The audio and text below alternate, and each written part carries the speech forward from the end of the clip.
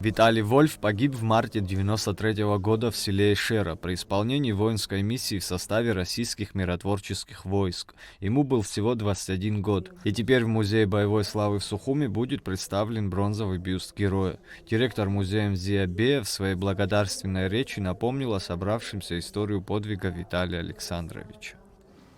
Вечером 27 марта 1993 года командир отделения связи 3-го парашютно-десантного батальона 345-й гвардейской отдельный парашютно-десантный полк в составе российских миротворческих сил в Абхазии, гвардии старший сержант сверхсрочной службы Виталий Вольф обеспечивал связь с 7-й парашютно-десантной ротой, выполнявшей боевую задачу по охране сейсмологической лаборатории в селе Нижняя Эшера. 2 часа 30 минут лаборатория подверглась артиллерийскому минометному обстрелу со стороны экстремистов, в результате чего взрывом повредила линию связи. Тем самым возникла реальная угроза жизни десантников, находящихся в гвардии. Старший сержант Вольф Виталий Александрович незамедлительно бросился устранять неисправность и, несмотря на полученное осколочное ранение в голову, сумел восстановить связь с оперативной группой воздушно-десантных войск в городе Гудаута. Вызванные по восстановленной Виталием Вольфом связи, вертолеты огневой поддержки нанесли удар по позициям экстремистов, откуда велся обстрел лаборатории.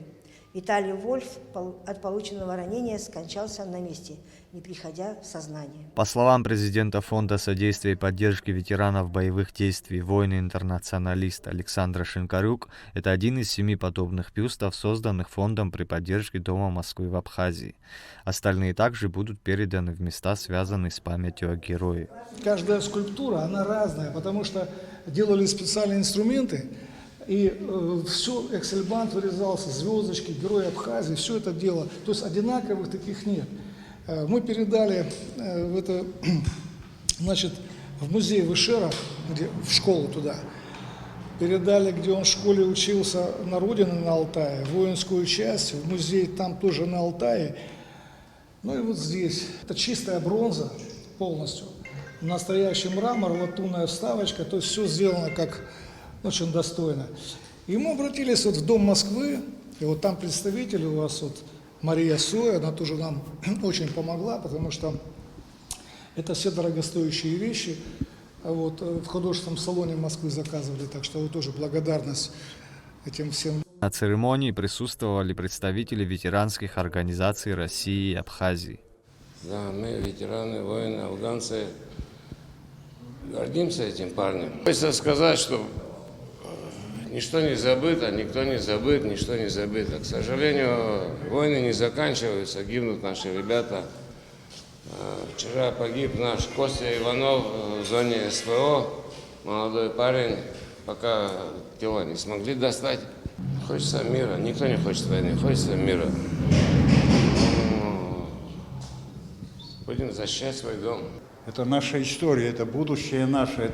Мы-то знаем, чем он занимался, какой он герой. Важный герой, вернее, герой Абхазии, герой России. Мы-то знаем, но должны знать наши дети, должны знать наши внуки.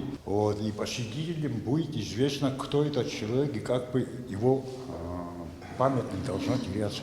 Виталий Александрович Вольф – личность уникальная. По воле судьбы и несгибаемого характера он стал одним из немногих людей, если не единственным, кому присвоено звание героя одновременно в 2 странах – России и Абхазии.